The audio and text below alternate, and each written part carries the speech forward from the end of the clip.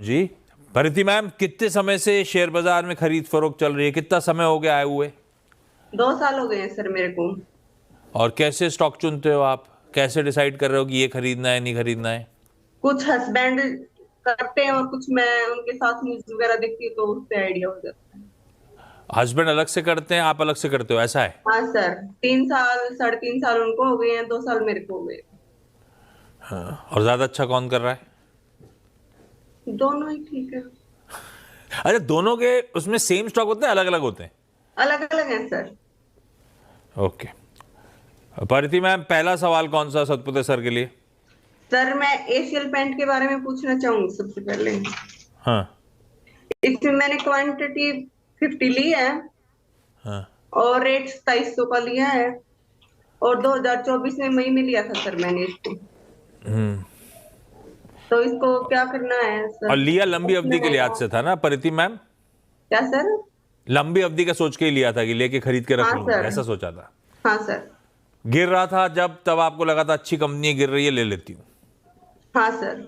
बात सही है, और थी भी। और हमेशा जब भी एशियन पेंट्स गिरा है सतपुते साहब, हम सबको इवेंचुअली कमा के ही दिया है। ब्लूएस्ट ऑफ ब्लू चिप था।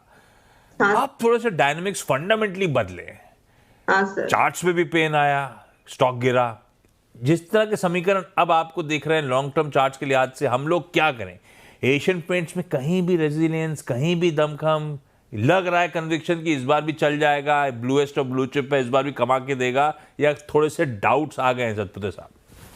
आशीष जी, देखिए आपने बिल्कुल सही कहा, इसके डायनामिक्स थोड़े चेंज हुए हैं, तो इसके जो फंडामेंटल डायनामिक्स चेंज हुए हैं उसके विपरीत आप कह सकते हैं कि टेक्निकली थोड़ा ऐसा लगता है कि ये ओवरसोल्ड है। मैं ये नहीं कहता हूँ कि यहाँ से बहुत ज्यादा चलेगा, लेकिन ओवरसोल्ड टेरिटरी से एक कंसोलिडेशन दिख रहा है करीबन 2250 के ऊपर। 2250 2300 पे कंसोलिडेट कर रहा है, तो 2200 के स्टॉप लॉस के साथ बने रहे।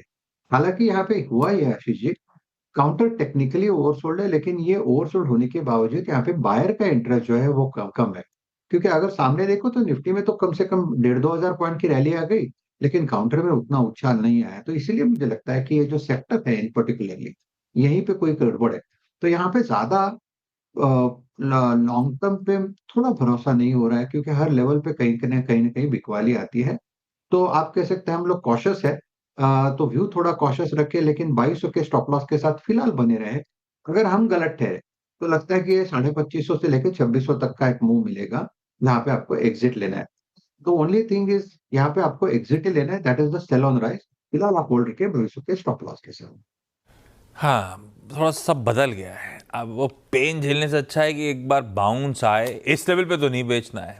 बाउंस आए, आपकी खरीद भाव के शायद पास आ रहा हो 2600 के आसपास, उस बाउंस में निकलने के मौके ढूंढेंगे एशियन पेंट से, कोई और बेहतर फंडामेंटली विकल्प ढूंढेंगे। जब तक ये डस्ट सेटल नहीं होती ना इंडस्ट्री की कंपटीशन वाली, तब तक बड़ा मुश्किल हो गया है। बरेली से कीर्ति तिवारी जी जुड़ती हुई। कीर्ति मैम, ये यूपी वाला बरेली?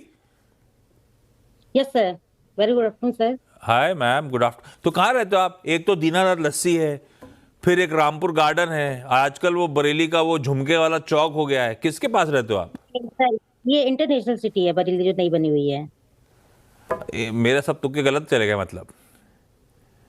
सर पास ही है हमारे यहाँ से, 5 किलोमीटर दूर है। यहाँ नई सिटी बनी हुई है इंटरनेशनल सिटी पे, वहां रहती हूँ। अरे वाह। बरेली में पहले बहुत आता था, जब मैं छोटा था। कीर्ति मैम, कब से स्टॉक मार्केट से आप जुड़े हुए हो? सर 2 साल से। हाँ, और आप कैसे स्टॉक डिसाइड कर रहे हो? कैसा चल रहा है 2 साल से? पोर्टफोलियो कैसा है? सर पहले तो ठीक चल रहा था, 6 मंथ से जब से ही मार्केट गिरा इसके बाद से बहुत डाउन हो गया था। सारे मेरे नेगेटिव में चले गए। जो कीर्ति स्टॉक मैम लिए थे पहला, सारे मेरे ओके। लॉस में चले गए। हाँ नहीं, अभी तो सब दिक्कत में ही आ रहे हैं हाल फिलहाल की खरीद वाले, 1 साल 2 साल वाले। कीर्ति मैम, पहला सवाल कौन सा सतपुते साहब के लिए?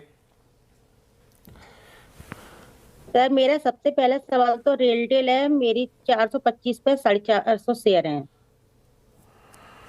हाँ, और जब लिया था तब सुजलॉन खूब ने चल सर रहा था। 4000 शेयर बाई करे थे टाइम पे। पहले आता हूँ इस पे, जी सर, जिस दिन रेलटेल सर पे। लिया उसी दिन अच्छा से ये डाउन बताओ, हो आप गया। रेलटेल जब लिया था तब बहुत तेजी में चल रहा था, आपने सोचा ले लूंगी, बहुत अच्छा चल रहा है, कमा के देगा, ऐसा? और मामला तब से ठंडा पड़ गया है ना? सर जिस दिन लिया उसी दिन से डाउन हो गया। मैंने सुबह लिया था और दोपहर को 12 बजे के टाइम डाउन हो गया मेरा। लो, आप बता देते 2-4 लोग बच जाते आपके जाने से पहले कि आप एंटर कर रहे हो, हम सब निकल लेते। सब फंस गए आपके चक्कर में।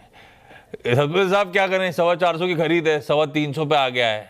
मैंने जान लिया था, वहीं से मामला ठंडा पड़ गया। आशीष जी देखिए, आप अगर निकलने को कहोगे ना, जिस दिन आप निकलने को कहोगे वहीं से इसके बारे न्यारे हो जाएंगे। अभी हम फंस गए रिटेल वाले। हाँ, देखिए आशीष जी, ये सबकी कहानी होती है, इसमें कोई हाँ, अलग नहीं है। यस। देखिए रेलटेल के अगर चार्ट देखें तो यहाँ पे जो सपोर्ट दिखता है वो करीबन 300 के आसपास है।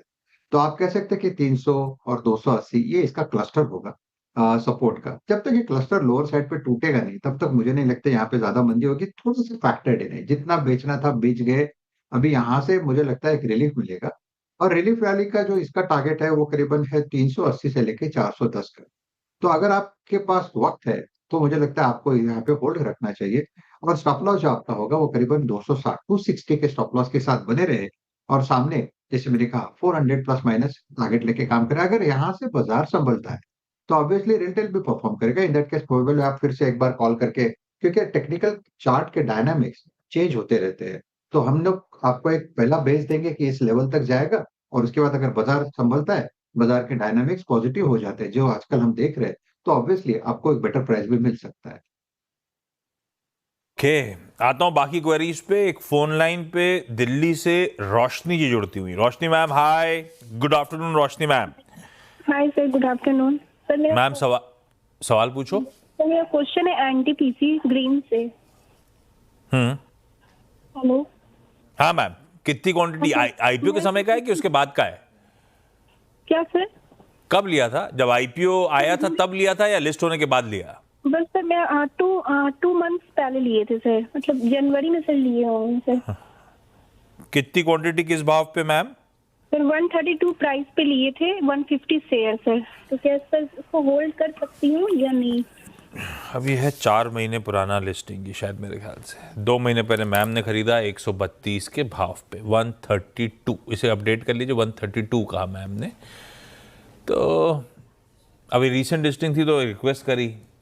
जाने मानी हस्ती हैं जो प्राइमरी मार्केट्स को बहुत क्लोजली ट्रैक करते हैं और फंडामेंटल्स में भी पैनी नज़र रखते हैं। ट्रैकॉम स्टॉक ब्रोकिंग के पार्थिव शाह साहब जुड़ते हुए। पार्थिव, हाय, गुड आफ्टरनून सर। ये एनटीपीसी ग्रीन मैम ने लिस्टिंग के बाद लिया था 132 के आसपास।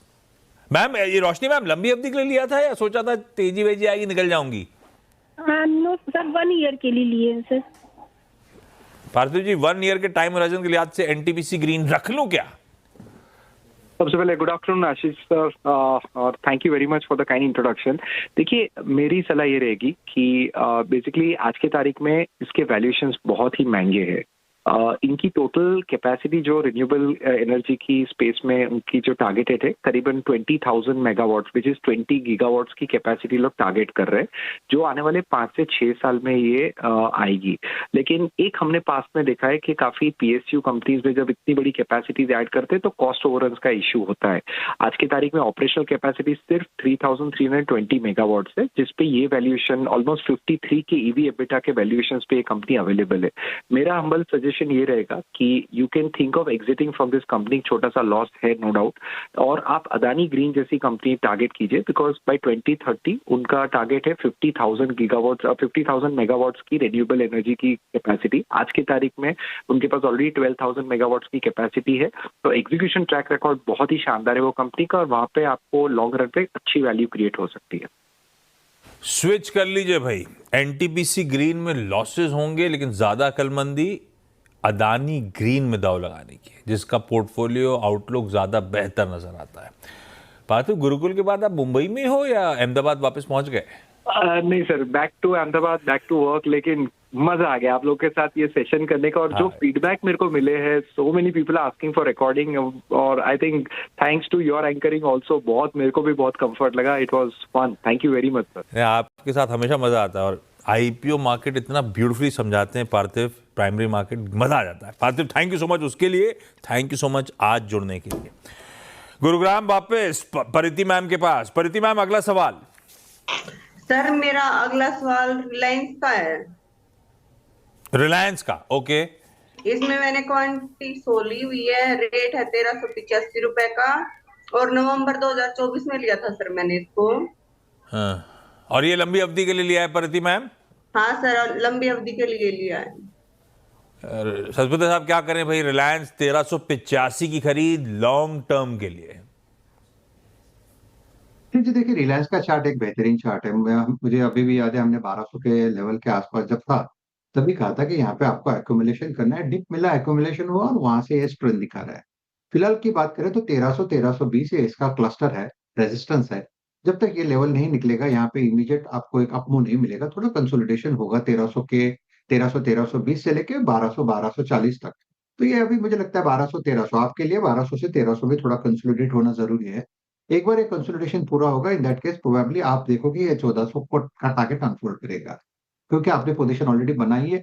लोअर एंड पे आपका स्टॉप लॉस थोड़ा सा आपका डीप होगा, करीबन 1200 का। तो 1200 के स्टॉप लॉस के साथ आप बने रहे। मेरे हिसाब से जैसे ही 1320 का लेवल निकलेगा, ये अपना 1400 का टारगेट अनफोल्ड करेगा। शॉर्ट टर्म टारगेट मैं पर्टिकुलरली दे रहा हूँ यहाँ पे।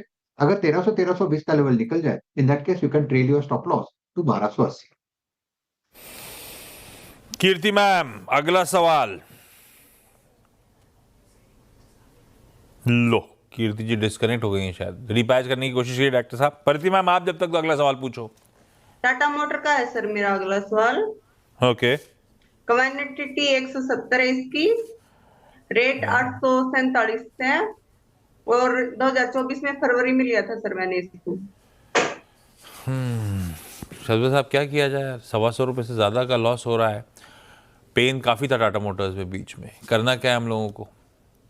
आशीष जी, मुझे याद है हमने ये जब शो किया था तब ये कुछ 600 620 था। तभी हमने कहा था यहाँ पे थोड़ा सा एक्यूमुलेशन हो सकता है, यहाँ पे एवरेजिंग हो सकती है। और वहां से देखिए Tata motor slowly and steadily ये अपने जो स्ट्रेंथ को दिखा रहा है। फिलहाल की अगर बात करें तो ये 700 के ऊपर, यानी 50 डेमी के ऊपर यहाँ पे स्ट्रेंथ है। जब तक 700 का लेवल मेंटेन करेगा तब तक कोई दिक्कत वाली बात नहीं। मुझे लगता है इसका टारगेट है करीबन 780 से लेके 800। तो फिलहाल तो मैं यही कहूंगा, 700 के ऊपर का स्टॉक का पोजीशन है तो डेफिनेटली होल्ड साइड का ही होगा। स्टॉप लॉस में पर्टिकुलरली डीप रखूंगा 650 का। 650 के स्टॉप लॉस के साथ बने रहे। मेरे हिसाब से इसका जो टारगेट है, यानी लोअर लेवल से जो प्रोजेक्शन दिख रहा है, जो रिलीफ रैली का, वो 800 का रहेगा। तो for me it's a hold.